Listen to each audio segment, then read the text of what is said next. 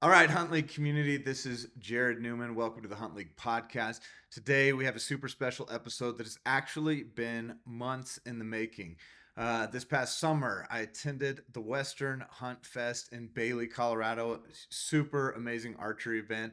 At that archery event, they do the Pack Out Challenge, which is definitely a unique feature to them where you have multiple sandbags that are weighted similar to the quarters of an elk, where you do a big course and it's for time. You can do it as a team or as an individual. One of the coolest things I've gotten to see at any archery event, that's at Western Hunt Fest.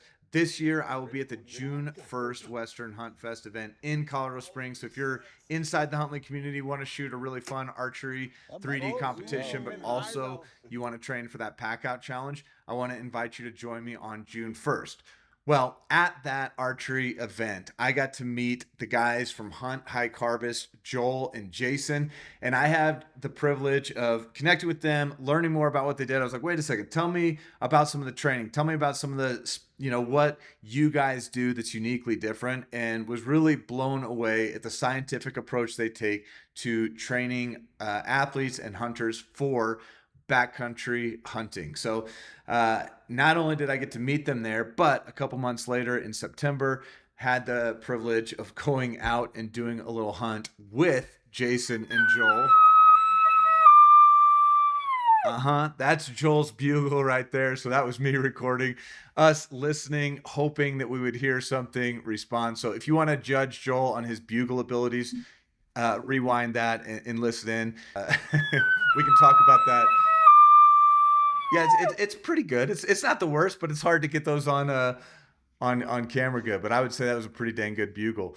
If you want to know what Joel and Jason look like on thermal images, we had the AccuFire thermal out there with us, and there's Joel sitting behind a tree doing some glassing. There's Jason eating. That guy has to put a lot of calories in. I think he's like 6'7" and a giant. Then we've also got a deer that we spotted on a distant horizon.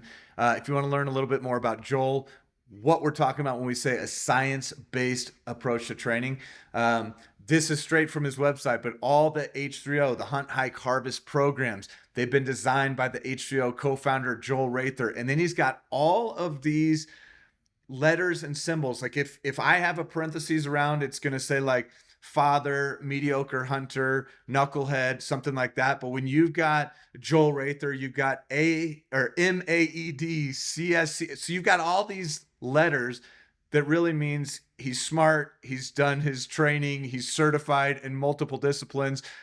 This guy's been a strength conditioning coach for over 20 years, works with athletes from Major League, NBA, NHL, NFL, NLL. I know he's working with the Colorado Mammoth, traveling with the lacrosse team right now. So without further ado, I want to welcome Joel Raether to the Hunt League podcast. Joel, how you doing today, brother?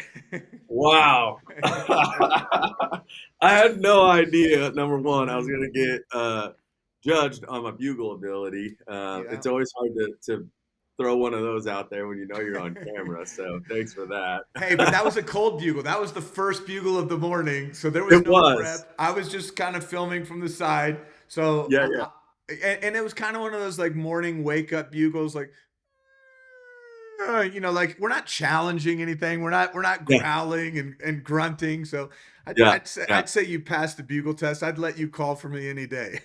Well, I think I can do better than I feel like I need a redemption opportunity there. But that's yeah, that's a heck of an intro, especially when you ask for the other people to rate me on that. So, Welcome to Hunt League Podcast. We keep it real and raw. Now, I love it. I love it. Yeah, that's great. Hopefully you have tens of viewers. all right.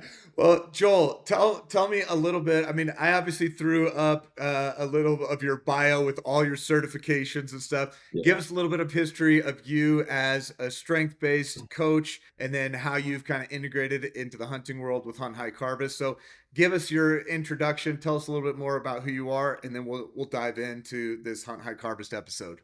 Yeah, well, basically all of that alphabet soup behind my name and all that stuff. I usually tell people it just means I'm getting older, dude. You've just been around long enough that You get exposed to a lot of things. A lot of that stuff has just more to do with some of the baseline kind of qualifications as a strength and conditioning coach.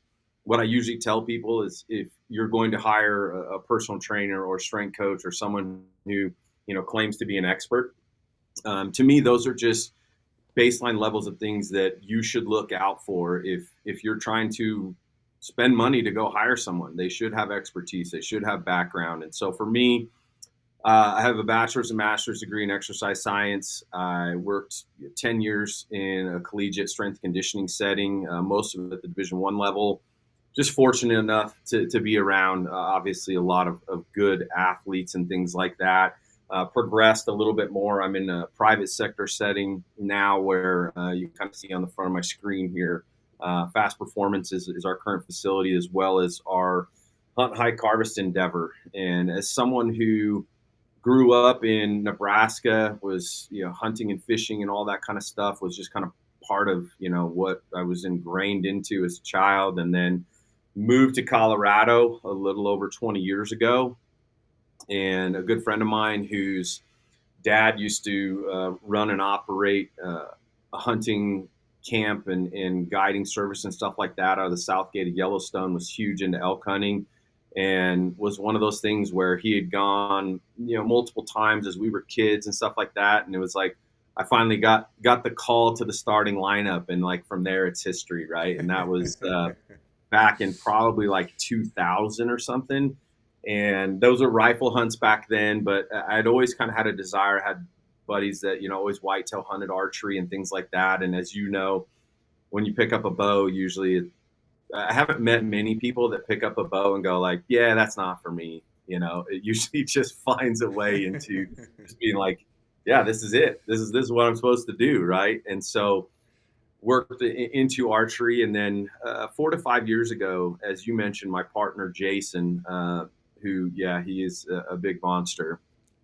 Um, Jason and I had kind of merged our businesses together, and Jason's a former big league baseball player, and there's a lot of crossover a lot of times, especially in professional athletics and things like that, where so many of those guys are outdoorsmen and hunters and love to be in the outdoors in the off season and things like that. And we kind of just found that mutual passion where our business as a professional, on the baseball side and the strength conditioning and sports performance side, kind of had merged together. And then our passion for the outdoors kind of became a ancillary or kind of complementary to that. And that was kind of how H3O started, which was like, I'm spending all this time preparing every year for elk hunts and stuff like that, and using what I know as a professional to prepare myself for these these week 7, 10 day long hunts and things like that. And it just kind of became something where our skill sets, Jason has a tremendous background in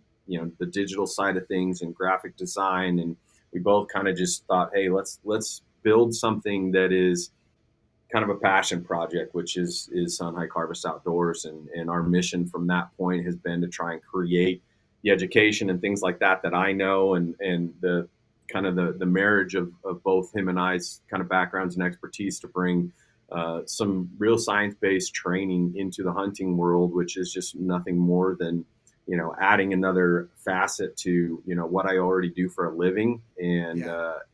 bring it into something that I wish I could do more of uh, outside outside of work.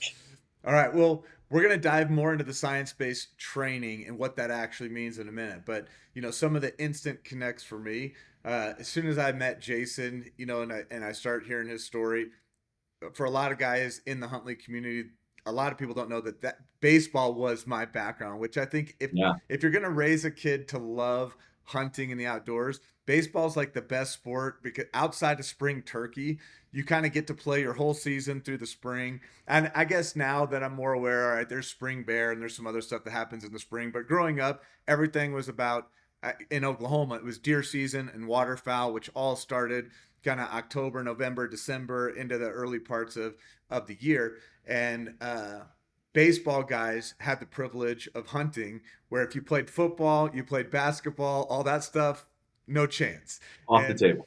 Yeah, so I'm like, I'm a baseball guy, and if you are a hunt league person, something that's a little bit of a subtle nod to baseball is you'll notice like all the shapes of our icons. It's not the perfect home shape icon, but it is like the home plate of a baseball diamond, and it's like, oh, well, obviously now I see that, but it's kind of my subtle nod to merging those two passions of mine. So when I connected with you guys at the Western Hunt Fest, it was an instant thing of like, man, these are my people, you know. And a Yeah. couple weeks later, we found ourselves on a mountain together. Didn't have a super successful day on the mountain, but we sure wore ourselves out. We did a good job of that for sure. Well, and uh, it's funny that you mentioned that too, because I remember kind of initiating, just conversation with you because you had your son there yeah. and you had taken him back like behind our booth. There was a little bit of space and it was kind of right where the pack out challenge start line was. And you were playing catch with your kid. And I was like, oh, cool. And then I kind of made some comment to you about baseball or whatever. And that was like how we just kind of started chatting, right? And then we had a lot of dialogue from there. And then, like you said, fast forward a couple months and here we are sitting on the side of a mountain together. And then I hear more about like your baseball background, which is also pretty awesome too. And I'm like, oh, cool.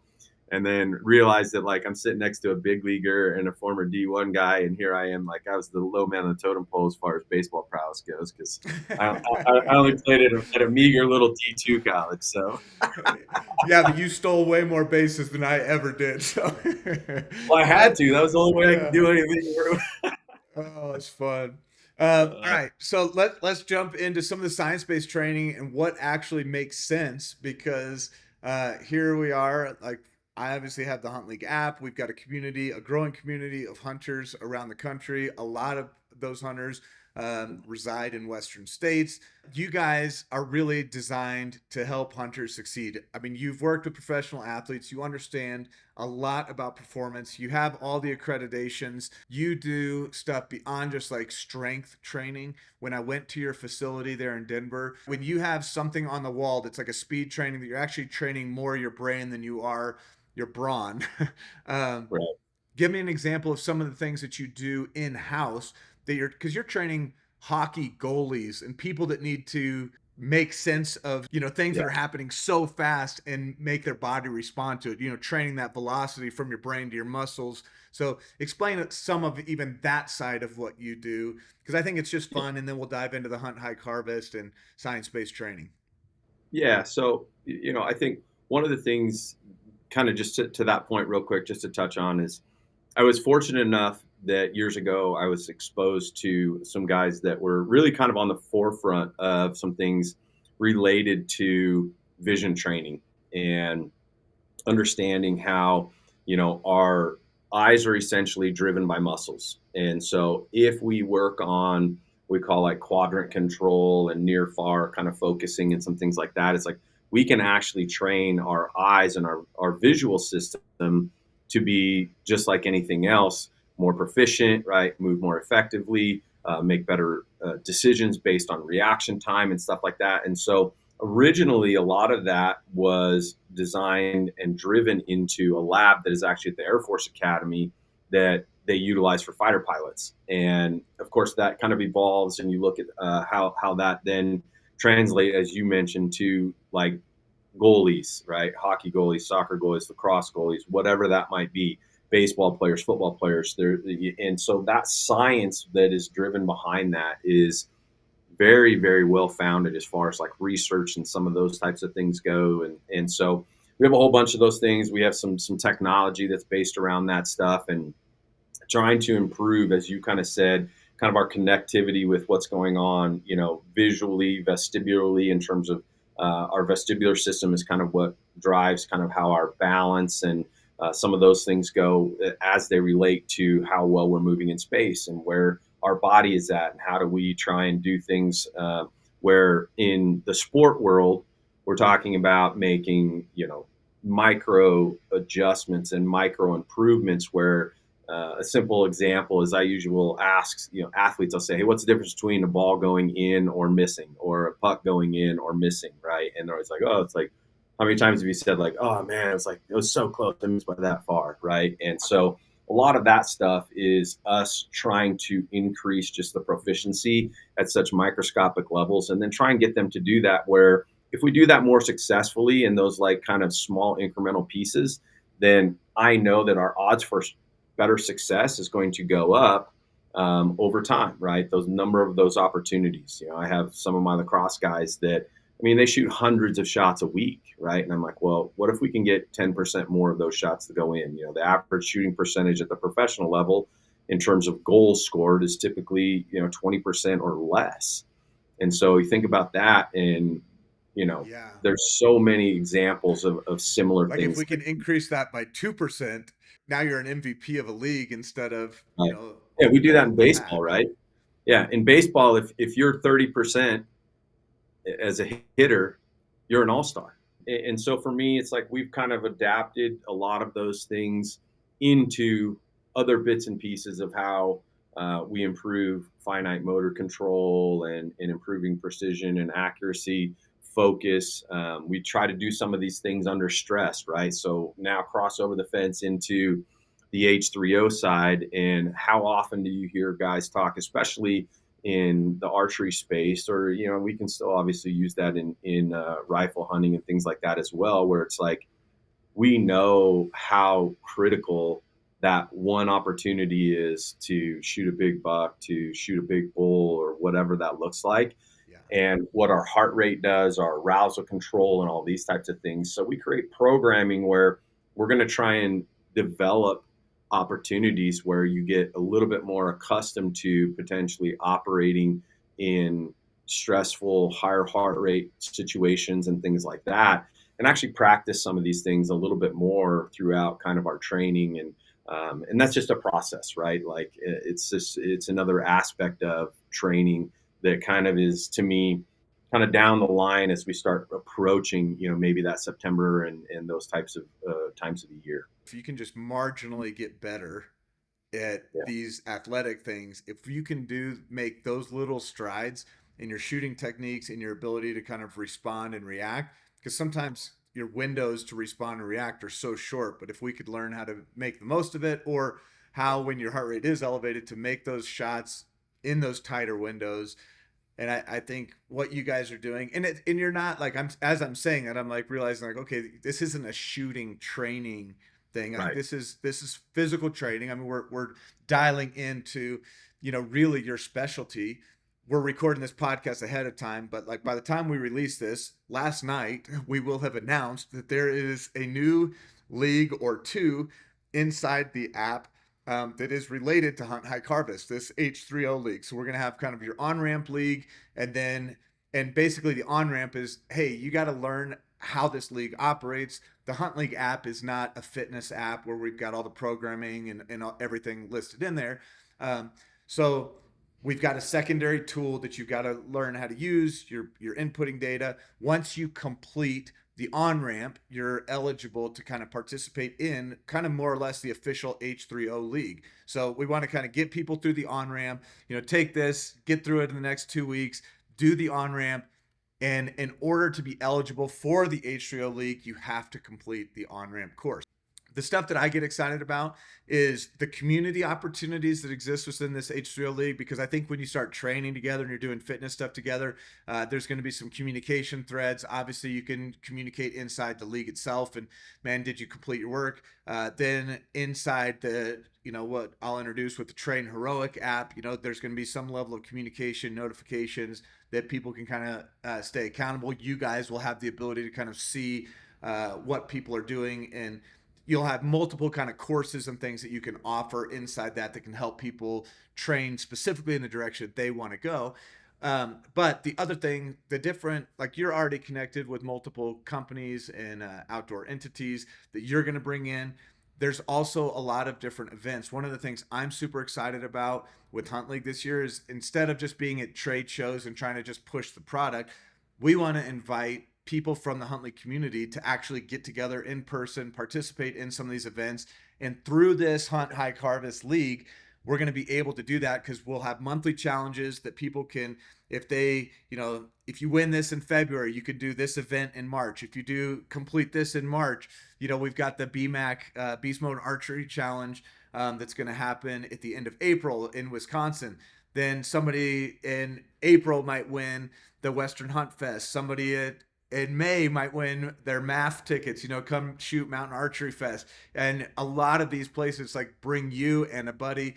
It's not an all-inclusive trip that's going to cover airfare. We don't know where the winners are going to come from. So it's not all your meals. It's not a guided hosted thing, but it's like, hey, no, if you want to come shoot these events, we've got your entry fees. We'll have a little care package, all that stuff set up for you at that event. So you and a buddy come. But that stuff is going to open up some really, really cool opportunities for people inside the Hunt League community to interact.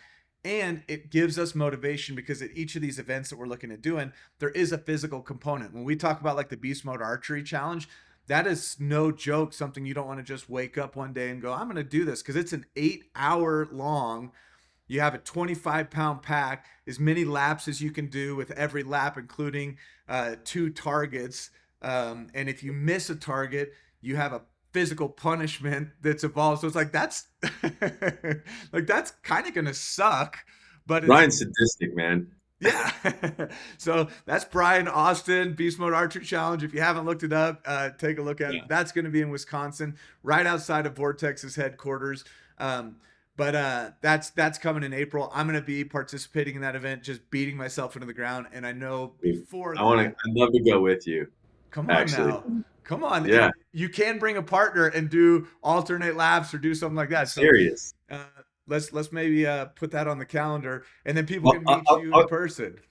I'll give you a really good example and let you know, like, Brian has done an awesome job of building up beast mode. I've met Brian before. He actually came to one of our old facilities as he was coming through town, and oddly enough, as he started building kind of beast mode archery out, a few years later, this was probably 2 seasons ago, we go into a place here in Colorado. It's an absolute hellhole. It's like an 850 foot drop down into this like just miserable place, but it's where we've killed elk, and it's where we've killed elk like more than once. And typically we've had pretty good success because I think we're the only morons that go down into that place. And I'm not talking like, oh, we'll go down in there and kind of check it out. Like, I'm saying, like, every morning you get up, you're like self-talking your way into like, oh man, we're really going to do this again. And like day 2, day 3, day 4, day 5, Yeah. day 6, Yeah. going down in there, coming back out, going down there. 2 years ago, we go down in there, coming back out, and I see these guys kind of walking up the ridge. And I'm like, hey, fellas, kind of, sit there and talk with everyone. And I look up, and the guy's got a beast mode archery hat on. No And I'm like, way. oh, yeah. And I go, oh, Brian, huh? And he's like, what? I go, yeah, beast mode. I ended up talking to the guy for like, 20 minutes, half hour. We had a snack, him and one of his buddies. And these dudes walked in from the worst place you could walk to get into here, which was almost twice as far as we did. And I'm like, well, that makes sense. These guys freaking do, Brian stuff out there. And now the guy, like, we still message each other to this day. And I'm like, yeah, odds are, right? Like, I thought we were the only morons out here doing this stupid stuff. And Yeah. I mean, I meet a couple of guys from Wisconsin that train with Brian. So I think Brian Googled like where's the hardest place in Colorado to get into, and then he sends his Beast Mode Archery challenges. Go here. hey, you'll find some like-minded people over there. Go ahead, jump in. Oh, it's brutal. Um, Yeah. okay, so if somebody's gonna get involved, like I want people to know, hey, you got a website, Hunt Hike Harvest. I'll kind of throw it up here. Here's the Hunt Hike Harvest. You'll see this. You can access it inside the Hunt League app. If you're joining the league, look for the On Ramp League. That's where you start. The actual H3O League is going to be hidden because people can't just join the H3O League without first doing the on ramp. So once you complete the on ramp, then you'll be eligible and you'll be sent a code where you can put in a join code to join the H3O League. You've got to approve that person joining that league because they have to do the work of the on ramp before they jump in. So this is the website. The Train Heroic app. Talk to me a little about Train Heroic. That is not your app. That is an app that's readily accessible in the App Store, Google Play Store. Yeah. But it's used by a lot of different people. There's tons of different training programs on it. But go ahead and tell us a little bit about Train Heroic and what people are going to experience here and why you guys are using this platform as a means to kind of communicate and to track progress. Right. So Trainer Oak is a strategic partner of ours within our training facility. We utilize this for folks that train in house with us. It allows us to develop programs that are easily kind of accessible. They have a lot of basic integrations as far as how many times have you looked at a program or went through and said like, oh, I don't know what this exercise is. And inside the Train Heroic app, every exercise has a video that's associated with it. So it allows you to kind of reference some things. There's notes that are associated with all of those exercises and kind of tells you basic execution or focus points in terms of what your technique should look like. And then it's going to have all your basic stuff, which includes, your sets and your reps. And we can include things like, hey, we want you to do this fast. This should be heavy.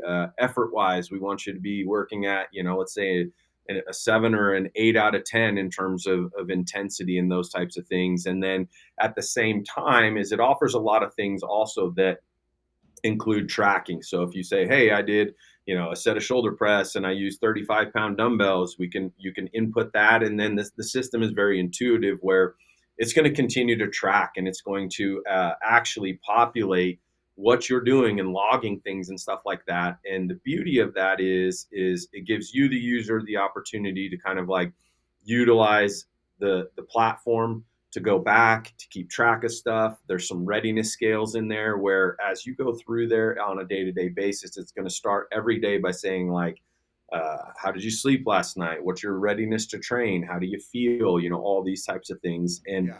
so it gives you just a lot of kind of day-to-day checkpoints, as well as almost an ability to always have something you can reference. And then on top of that is there's a function in there that allows you to message either the group. So for instance, in the Hunt League group, right, we can kind of create that culture that you talked about where, for example, I have one of my pro teams where guys will complete workouts and I have them, they're literally scattered across North America. And when guys finish workouts, they go into the messaging every day and say, crushed it, right? And the rest of the group is going to see that, right? So we create some accountability and at the same time, then also some access where those same people can also message me and say, hey, can you help me with this? Maybe I've got, a little cranky shoulder or something sore. Like, is there a modification? I don't have, let's say, a specific piece of equipment. And so it's just a really easy way where, regardless of where you're at, I messaged a guy this morning. I'm working with a special forces guy who's actually in Canada. And I'm on a daily basis communicating stuff with him and asking how he's doing. And he was sending me some pictures and videos and stuff like that. And so it's basically allowing me to be as close to you as I can, even if you're not physically standing in my facility, and providing you with as much feedback and opportunity to be successful based on utilizing the platform. Yeah. And now, if somebody was outside the Huntley community, they don't have the Huntley Gap, they're not joining the league. If they go to Train Heroic and they search a program, you guys have some programs in Train Heroic that people can purchase, but Right. that doesn't bring you into the Huntley community. It doesn't bring you into the messaging and the modifications and some of the things that you just discussed. These would be more like, I just purchased this program. I can follow this. These are spreadsheet style workouts in a sense. Those are available on the Train Heroic app, but I kind of want to avoid confusion with, and I'm not pointing people away from those because they'll certainly get value. Like if you're wanting to train for the Beast Mode Archery Challenge, the endurance race that we're talking about, April 27th, like this pack out prep would probably be a great training program for somebody to get a hold of right now and just get started on it because it's Yeah. going to train you specifically for something like that. But let's dive into when we talk about science-based training. A version of science-based training is do hard things and you'll get better.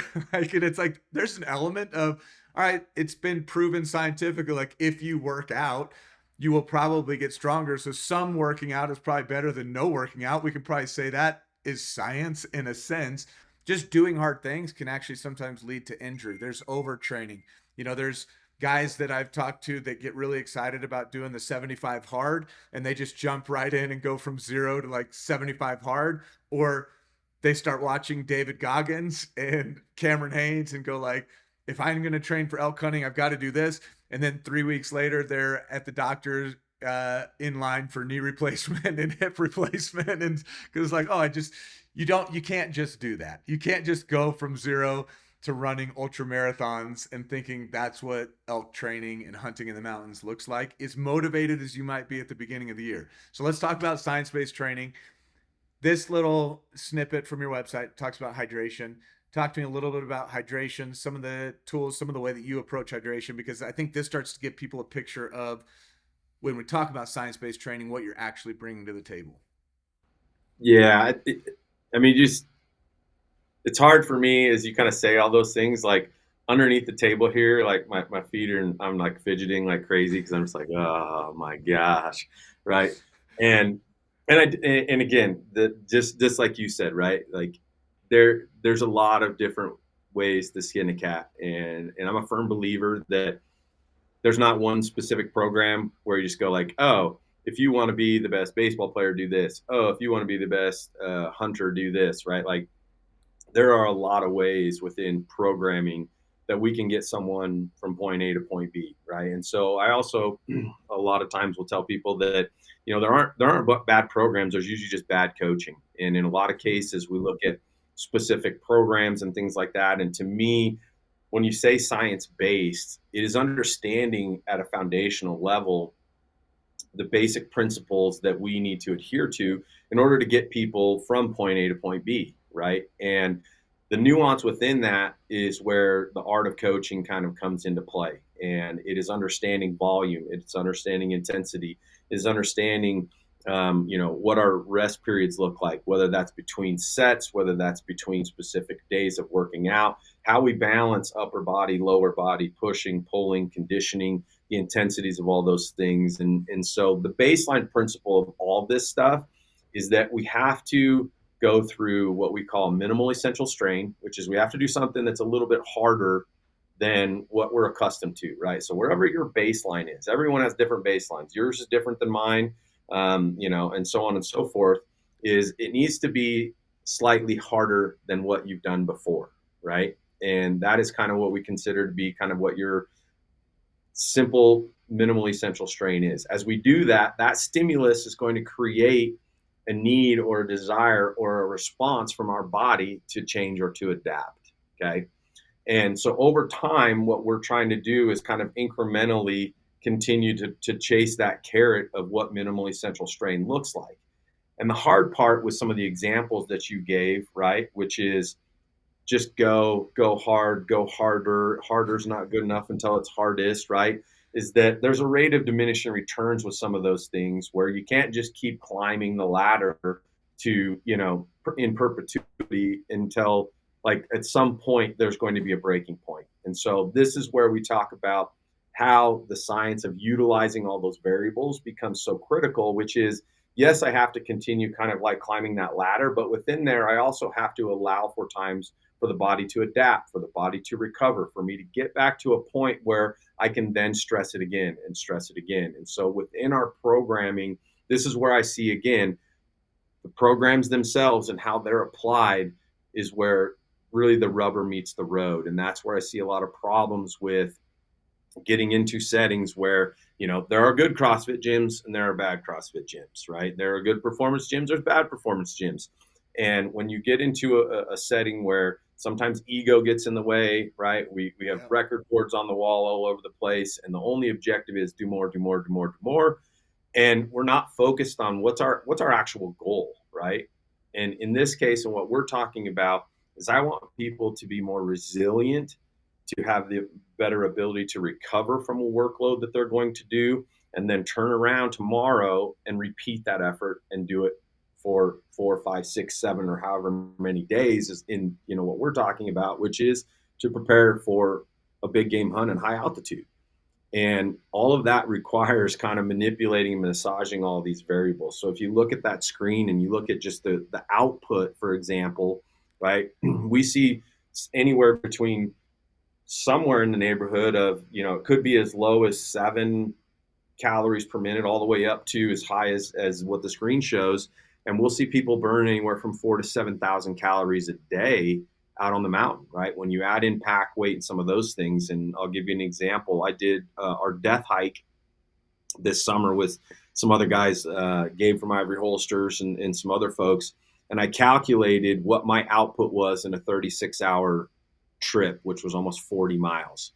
When I added in pack weight plus elevation gain loss, I burned almost 15,000 calories in 36 hours. That's unbelievable. Like your body, you can't eat that many calories I in did that not. many hours. Right.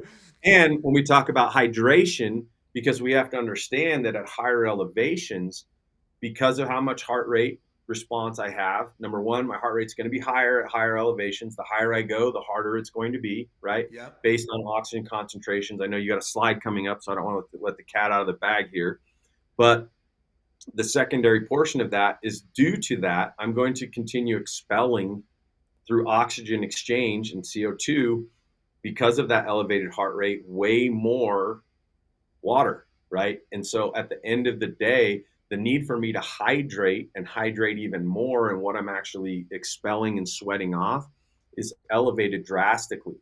Now understand that if I get dehydrated as much as even like 3 to 5%, muscle function starts going down.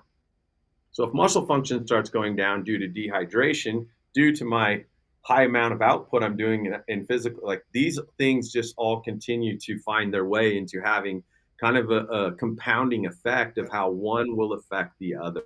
And that is how like we're trying to create education for people to understand this stuff better so that they realize that it's important for me to value what hydration is going to do. It's important for me to understand how altitude is going to affect hydration at a higher level than being at sea level. It's important for me to understand that all my performance is going to be affected by, it's a part whole kind of equation as we go through this thing, and every bit of it matters. And our goal is to get people to understand these things better so that they can perform better when they get out in the woods. And you guys work with a hydration partner because Correct. there's a lot of supplements that are out there that are marketed to Yeah. athletes, to hunters. A lot of those are sugar-based products that are just built for Yeah. like quick electrolytes and like to feel good. Um, It tastes good. and taste good, which taste is an important thing because sometimes you don't want to drink something that just tastes terrible. When we had a conversation at the Hunt Hike Harvest event, I was bringing up some things that I deal with because hydration is a thing that I don't pay enough attention to until it's too late. Yeah. Um, and I, like all of a sudden I'll realize like, oh my gosh, my legs don't want to keep moving, and and that hydration once you drop below that threshold, like the performance is a real deal. Yeah. It slows your mental function down. Like you get almost disoriented feeling like all I want to do is be back at the truck. I just want to lay down. I don't want to, you Yeah. don't want to keep going. It's terrible. Um, but you had brought up a couple different things. You were like, hey, and this wasn't just specific to hydration. This was recovery as well. But you talked about like, have you ever taken like a cherry tart, kind of a supplement or something that you could add? Have you ever done this? You talked about like the element stuff where there was some salt replacement. And then you work with Protect. Tell me what about Protect that you like. What is it? Because a lot of people don't maybe in the hunting space have not heard of that supplement. Yeah. So Protect is number one, they're a veteran owned company, which we're huge fans of. I do a lot of work within the first responder military community, stuff like that. And Protect is they have a long kind of line of products. Their mainstay product is their hydration. They have a more natural version of like an energy, which comes with um, a little bit of an increase in our output based on ribose and some of those things that allow us to naturally enhance what our actual output looks like. That's without stuff like when having you it. say like ribose and you start talking like I know you're kind of having to dumb down science to a level that like I kind of understand, but then you just jump ahead of me and I'm like, I don't really even know what he just said, but I'm just gonna trust that like I need this. But that's where I'm like, the hunt hike harvest, like you guys have this background that like honestly like I can read the ingredients on any of these things and try to compare them, and maybe the only thing I'm looking to avoid is like, does it have high fructose corn syrup, because maybe I know I don't need that.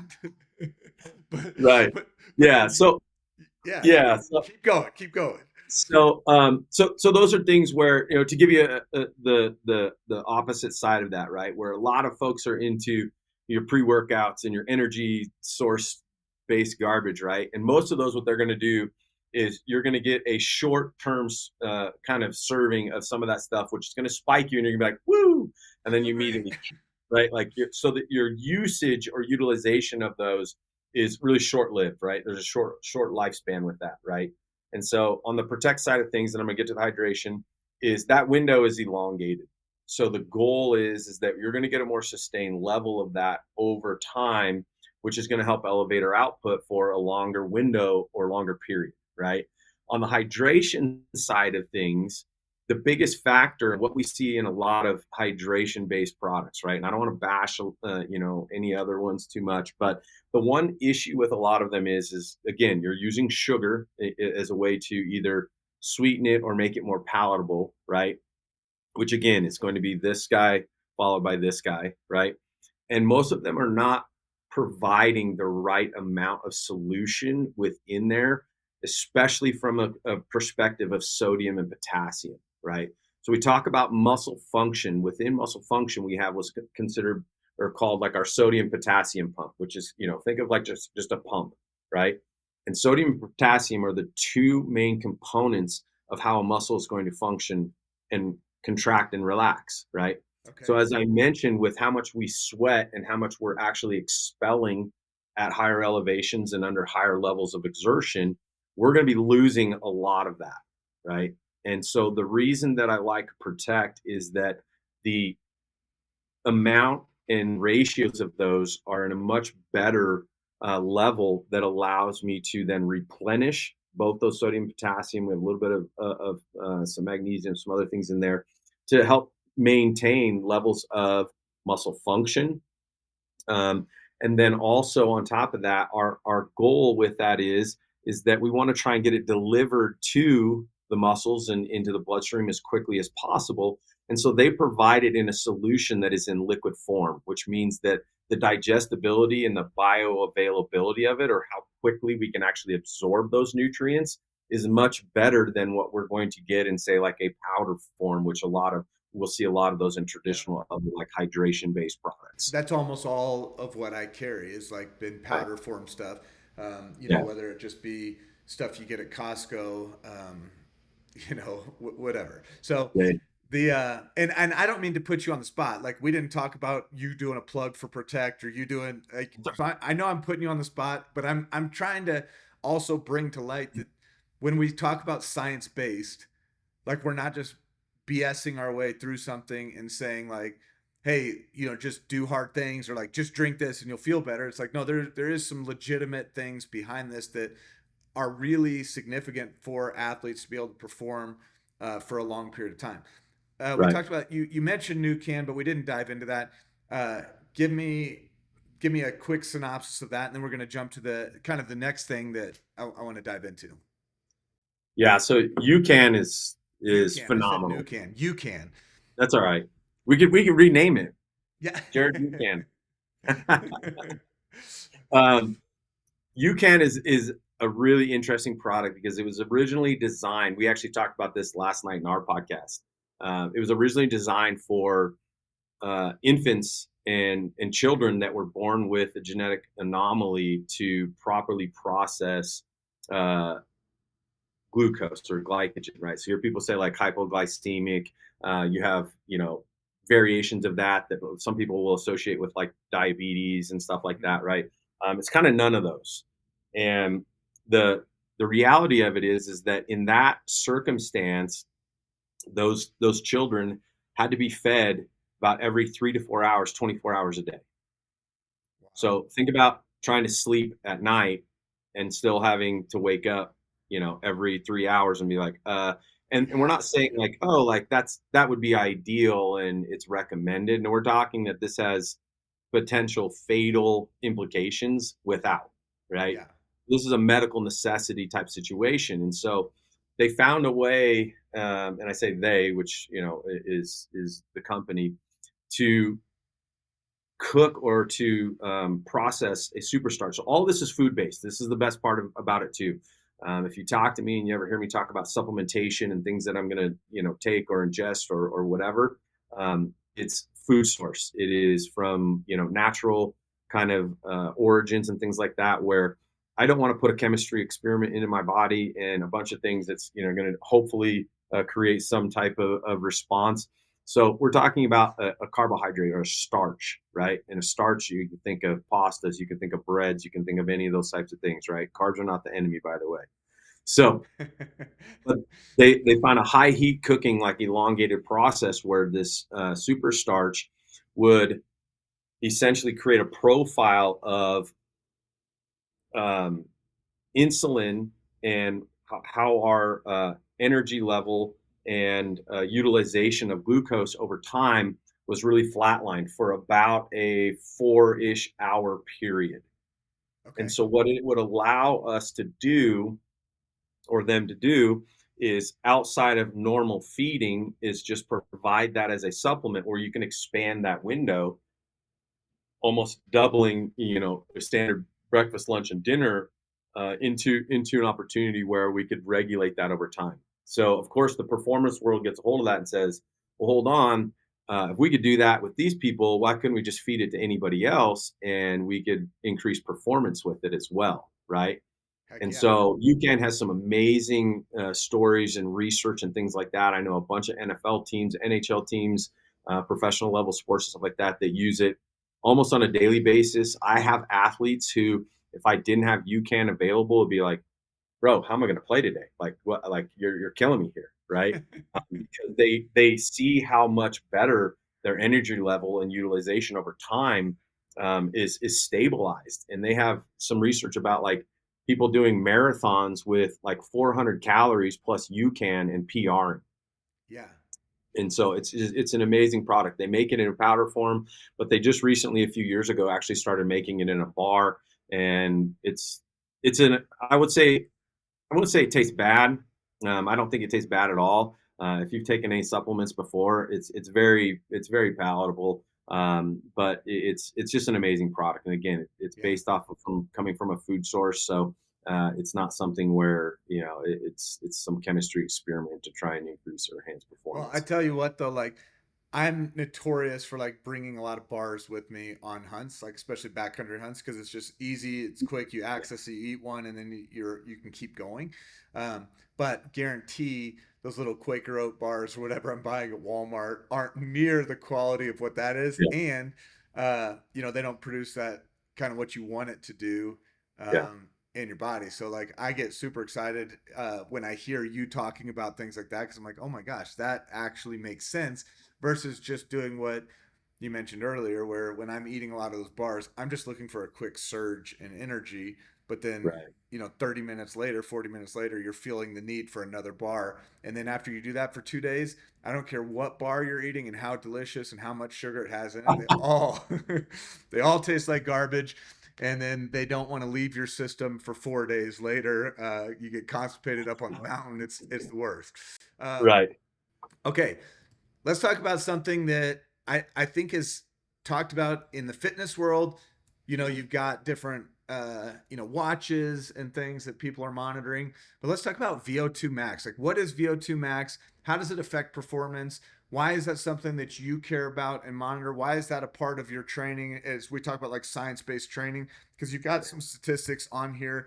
And when you were doing the pack out challenge last year with the Western Hunt Fest, yeah, this was something that was actually one of the metrics that you guys monitor that you care about.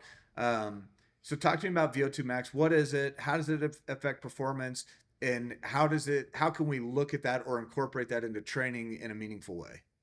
yeah. So VO2 max is, in the most basic sense, it is gauging and measuring how effectively we can exchange oxygen and how at our highest level, how much output can we actually produce? And so the interesting part with VO2 max is there is unfortunately there's almost a hereditary kind of level where most of us are born with specific ability to get to our highest level. It is trainable to some degree, but take Jason for example, right? All things considered and all things being equal, right? Jason is 6'8" and 245 pounds. Well, his lungs obviously are bigger than mine, right? So his natural hereditary ability to exchange oxygen just based on that is more than likely at a very baseline level. If we were Significantly higher than what you and I They can should have a ever higher do. ability to outproduce me because he should be able to exchange more oxygen, right? So I always tell people, pick your parents well. It's important, right? But we can train that to some degree, and what all that jargon is on the screen there, and you see all those numbers is it is calculating how many milliliters of oxygen that we can exchange per kilogram of body weight per minute, right? So Okay. that's what all of that essentially means. Like, how much am I exchanging oxygen based on my actual body per minute? And so we can figure some of that stuff out. We can utilize some baseline stuff where, depending upon what we have available, we can do some really high tech stuff using lab and instrumentation. We hook you up to this Yeah. oxygen I've exchange. done it where you put a big mask on and you run on a treadmill and they have you Yeah, do these different sprint intervals and things like that yeah. to kind of monitor it. So, It sucks really bad. yeah. Yeah. So this is just kind of an example, right? Like our mission is kind of we can push these things out. I think that you can look at people that are probably noticeable, and see like some really high level outputs. But your average male, for example, I believe is somewhere in like the 35 milliliters or mLs per kg per minute, is kind of a normal 35 milliliters, right? You can extend that out, right? And we know, albeit, yeah, that I'll get like crucified for saying this, right? Like Lance Armstrong at his peak was close to 90, Oh a my little bit more gosh. than 90, right? Yeah. The highest ever recorded is by a Norwegian or Swedish, I believe, Nordic Skier. skier who was about at 103, I think, or somewhere in that neighborhood. So most of us, I think the highest I've ever recorded in my life, it's maybe I've been a little bit higher than that, but not necessarily in a testing environment. I believe was in like the mid 50s. I Okay. want to say like 53 to 55 is the highest that I've ever personally recorded myself, right? So would I ever reach 80 or 90? Probably not. I would say that that ship probably sailed based on my age and everything else at this point. So, but the interesting part is we actually look at this and say, if I really want to find something that is more trainable, is we actually take this VO2 piece and we kind of flip that a little bit on its head, because now what we know in research is there's something that we call functional threshold for power, which is essentially what our heart rate is and the actual power output that I can produce, i.e., lower body, running, hiking, whatever that looks like, okay, at the highest level without reaching a point where I'm going to not be able to continue going any further or any farther, Yeah. So that's kind of when right? we talk about like somebody redlining or something like that. Yes. Like you kind of push past that threshold, and now that you've redlined, it's super hard to recover. Yes. So So that's kind of the tortoise and the hare mentality, right? Like you probably hunted with people who are like, let's get over there, and then they haul ass to get there, and then when they get there, they're like, well, you're only going to have so many of those before you're just going to see performance continue to drop and drop and drop and drop, right? So go back to like the death hike example that I gave you, right? We use a company called Cardio Mood. These guys are based out of Switzerland.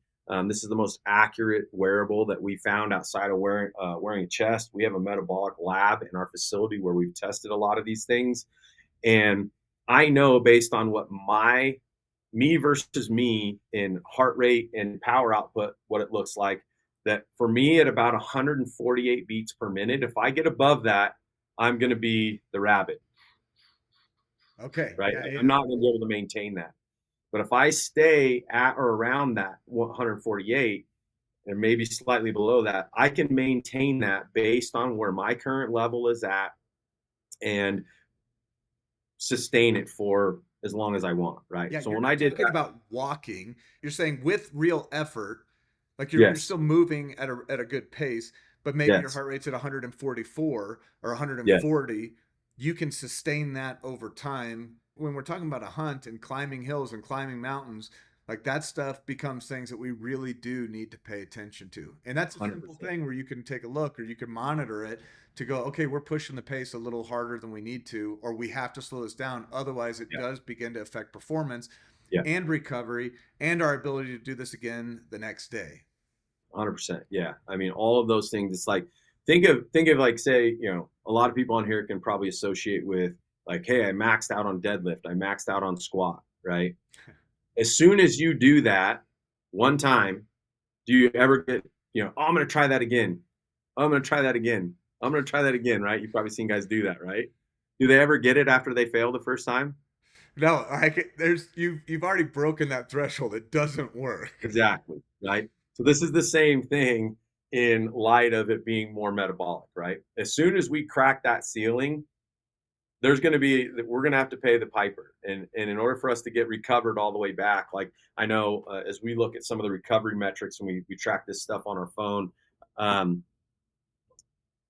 sometimes in our hunts I've seen where the metrics for me after say a given day, right? Like I think Jason checked his metrics after the day that we hunted together and we put in like 11 miles that day or something like that. Yeah. And Jason also was wearing his cardio mood, and he looked at it, and based on the metrics of output, distance, duration, calories burned, all this other stuff, is the cardio mood recommended that he needed 17 hours of recovery before he could get back to Oh. base, right? So we took, we slept for 5 or 6 hours and then got up and did it again, right? So even at that, he's already 10 hours in the tank based on like trying to Yes. replicate that effort, right? So And I would say, I mean, we did that day, and both of us can walk away from that day and go, dude, that day kicked our butts because it was up and down, and not just up and down, but stepping over deadfall after deadfall, and it was an yeah, excruciating day where it's like, dude, I need 17 days to recover from this day. Like that was rough. yeah, that was a butt kicker, and the only part of that was is like Jason and I saw a few elk like really quick, like, and I don't know if you ever Dude, saw hide or I didn't hair. see a thing. I saw a couple deer. That was it. I saw some beautiful country, and I lost my Yeah, inReach device. it's pretty up there. Yeah, but yeah. So just that gives you some context to what we're talking about. Okay, let's do one more. And it's just, and this is similar, but let's just talk about oxygen levels because this is Mhm. something at elevation that you got people that are training. I got family in Tulsa. I've got my buddy Rich who's out in California, San Diego area. They're coming from basically either sea level, sub 500 feet elevation. So when people are training for high elevation backcountry hunts, talk about how oxygen impacts performance. Right. So both the previous slide and this slide are on our webpage if you want to review them. Just as a side note, because you might want to take a closer look at some of this stuff. And this is a really good depiction of as we increase in elevation, what our concentration of oxygen actually looks like, right? And so as you look at the bottom end of that, right, we have a higher level of saturation of available oxygen, right? That's why you're as you get older, right, and you have these snowbirds and stuff like that, like they retreat to low level places like Florida and Arizona and things like that, right? Like it's the air's thicker and easier to breathe down there, and so as we continue up in elevation, that oxygen concentration continues to go down, down, down, down, down, right? Which means that it's tougher for us to get the needed or the same amount of oxygen in. So, in order for us to do that, obviously, we're going to have to do what? right? The respiration rate is going to go up. And as respiration rate goes up, heart rate's going to go up. As heart rate goes up, circulatory system's going to crank up, right? The body temperature, perspiration, all those things are going to follow in line with that as well. So one of the challenges as we look at this is to say like, okay, well, your buddy from Tulsa and your buddy from California, how in the world can they ever account for coming from where they're at 500 foot of elevation and then approach 8,000 feet when they get out here, or even more? I think uh, I've seen and been in hunts where we've been up at above 11 and close to 12, and I had a friend of ours that they shot a huge bull last year at almost 13,000, Oh my which gosh. which is crazy. And so the need for being able to account for that becomes really where trying to train accordingly for making a small incremental adjustment to that. Well, we talked about this on our podcast that we just released, where we talked about some of the implications of altitude. And what we see is that as we continue to go up, whatever that VO2 max that we just talked about is we'll see an immediate uh, implication to that where we may drop as much as even 5% or more of what your VO2 max is just in increasing elevation, right? Yeah, So no what I other use, factors accounted for, just no other elevation. factors accounted for, right? Wow. And so what I typically say is that as we look at training, if I'm coming from one of those areas, right? If we just take apples for apples, my objective should be that I want to try and bump my ability metabolically up as high as I possibly can so that that effect, which I cannot control when I get up to altitude, is going to be minimized or muted as much as possible. Because even for you and I, right? Like we live at higher elevation now, but it's not like you and I can still run up to 9 or 10,000 feet and be like, oh, I live at higher altitude, I'm good. I'm still affected by it too, the higher that I go up. So Yeah. all of those things We are don't live at 10,000 feet. Like, even if we do live at 6,000, it's not, you go up 2,000 feet and you feel the difference. right away. Yeah. So yes, we have a luxury of being able to tap into it and access that a little bit more. Yeah. But those are things where that's how we look at this. And so as we start to approach the training aspect of it through some of the things that we'll do metabolically and how we want to try and expand that window and look at functional threshold for power. And yes, that will in turn potentially have a positive correlator to maybe where your VO2 max is at. But then create some resiliency to be able to do that for longer periods of time, be able to do that from day to day, right? Like decreasing kind of our window of opportunity for that, or decrease our recovery Yeah. ability from that. And as we go through the course of our preparation, which a lot of people are starting in now, right? Like that's the way we should kind of think about this thing. If you start in August, you're probably too late. If you start in June, it's better than nothing, right? But it's like Yeah. that the process of developing these things is not short term, right? Yeah. To expand a lot of these windows, we talk about putting together specific conditioning and training that is going to open or increase our capacity over time, right? And so that's it can get very technical, and I try not to dive too far into the weeds with that. But that's how we start to kind of work on or coach or teach people as they kind of embark on some of these programs. Is this is how we're going to combat some of those like non-negotiables as Yeah. far as what we know we're going to be up against when we get there. Let me just ask you a question, just because you mentioned, like, if you have a 5% decrease in that VO2 max, and I know you said the functional threshold for strength is somewhat related to that VO2 max number. So if you have a 5% decrease in that, would there be something where, let's say, you mentioned earlier that your heart rate and that threshold is like 148. If you peak above that for any kind of extended period of time, even a short amount of time, your performance is going to drop in that long term. um, Right. is there any kind of a formula where you can look at and go, okay, if I know my VO2 max is going to be upside down, or I'm going to be reduced by 5%, does that correlate to anything with your heart rate? And you say, look, it's 148 at where I'm at elevation wise, but I know at elevation, if I did a 5% or 3% or something adjustment to that heart rate at altitude, I should potentially be keeping that threshold under 140 or 138. Is there any correlation to that number, or is 148 and the heart rate still probably consistent at elevation? That's just Yeah, that's a really good question. So the long and short of it is that that's going to still be the same for me based on heart rate and beats per minute, right? So for me to combat that, which yes, it's going to be more challenging, and as we get up in higher elevations, is my real answer to that is I need to work my butt off and see if I can actually push that threshold out and get it up to 150 or 152, trained right? for that. Like you're going to Train to train actually to get to 150. increase what that functional threshold for power actually looks like through my training so that it's not 148 anymore. It's actually a little bit higher than that. And if I can get it higher than that, then my capacity to operate at a higher altitude, which then is going to be impacted negatively, right? Where I probably will operate a little bit lower heart rate potentially, or have a higher heart rate ability up at that altitude. Yeah. Okay. Well, we're over the hour mark, which I've Yeah. appreciated all this time. I mean, you've really dropped a lot of like expertise and stuff, and I think people get to see like when we start talking about science based training.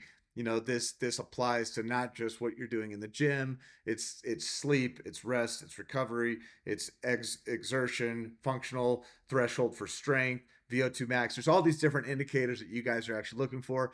You have technology with remind me the Swiss company, the Mood, Cardio mood. Cardio Mood. And I've Yeah. heard you recommend that. And that's the watches that you guys use at the Western Hunt Fest when you guys are Right. monitoring the athletes that are competing in the pack out challenge. Yes. Um, because it really does give you more information. And you could even tell me why, because there's different colors of lasers and different things that get to different depths Yeah. than what your traditional Apple Watch, Garmin watch, those kinds of things do. Correct. So we're not even going to dive into that just because we're running out of time on the science, and we could really go on and on and on because that's Yeah. what you are an expert at. I mean, that's what you and Jason bring to the table that I think is unique. You have the expertise, you have the years of experience working across multiple disciplines, whether it's first responders, military, um, professional athletes, that kind of thing. So super excited to partner up with you guys.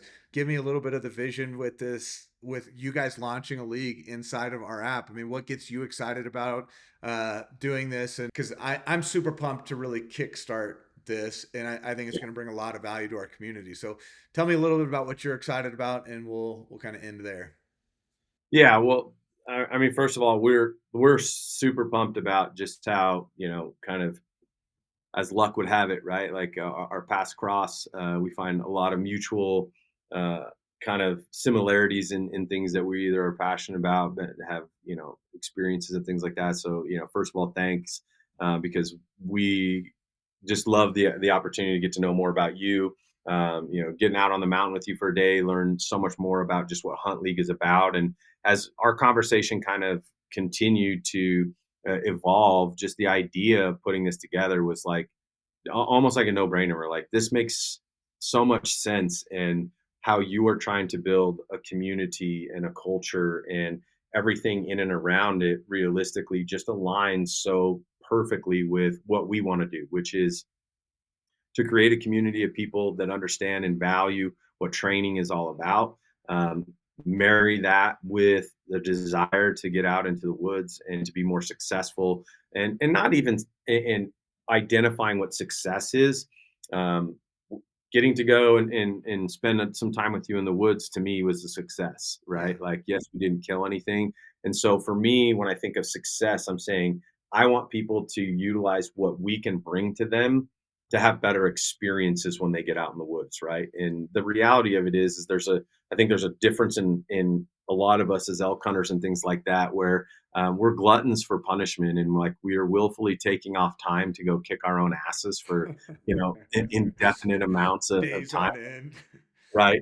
Days on end, and go, yeah, this is awesome, right? And so that's kind of what we just are excited about, which is how can we inject something that we are doing and that we are passionate about into such an awesome platform that you've created and developed, and we've loved getting an opportunity to, to dive into the hunt league. Jason and I used it this year. It was like, I don't even know. Like, I feel like we should have paid for all of the coaching that you gave us on how to use it and things like that. I don't know if you do your own tutorials and stuff, but it was like we're like dumb kids going like, "How do you do this?" and whatever. And so then all of a sudden, it was like it was so easy for us to really associate the value of what you're doing, the functionality of what you're creating, your outdoorsman of the year and all these great things. And it's like, man, adding this component to it just is not only a great opportunity, but something I think that, if we build it and we get some buzz going and people get excited about it, and then all of the components that feed into that, that just create such a positive environment where we can be a part of that, that to us is just like, I mean, we were ready to go from jump. So Yeah. that's what's exciting. Well, dude, I know for me, like last year we implemented the daily challenge boxes. We have this Yeah. invest in yourself, invest in others, train and shoot, whether it's a bow, pistol, rifle, whatever. We put those three boxes knowing that those were critical components of what we wanted to see inside our community. Like we want to see people that are not just logging a hunt when they do it, during that 1 week of September or whatever. It's like, how do we, create this community that that it's really taking into account all the effort that you're putting in throughout the year, which includes, the different classes and courses and things that you're doing to train, the physical fitness elements, the shooting and preparation. Because there's a lot of guys that we know that dust their bow off, take a couple shots in the backyard. Is it still on at 40? Like, good to Let's go. go. And I'm not dogging that. And sometimes it's just like that's priorities of life and what people want to pay attention to. But then there's other guys that, I mean, they live and breathe this stuff every day. And we just Right. wanted a way to track that. How many days you're scouting, how many days you're hunting, how many days you're putting Yeah. in the work to find success. And I want to be able to apply some science-based metrics to that, and go like, all right, if you are training this amount of days and you are shooting your bow this amount of days, it does actually make a difference in that success rate that you're going to see in the field. I would love to eventually have that. Well, Yeah. all that our users have the ability to do is check that box. Like they can click, did I train today? But that train Mhm. doesn't mean anything other than you're saying that you worked out. What I love about this is it brings something where I don't have to build a whole new physical fitness. I don't have to rebuild Mountain Tough. I don't have to rebuild what you have designed in your programming. Integrate that into the app. Like we're able to access the tools that you've already used, that you're already familiar with, bring that into the community. And I just tell you what, like I am so excited to partner with Hunt High Carpus with you and Jason. This is going to be an awesome year, and the events that we're going to get to participate in, whether it's the Beast Mode Archery Challenge, Western Yeah. Hunt Fest, Mountain Archery Fest, the AccuFire Team Sniper Match. So it's rifle stuff, it's bow stuff. I'm just super pumped about what the future looks like. So just want to say a big thank you, Joel, for jumping in, partnering with us, building these leagues. Can't wait to launch these.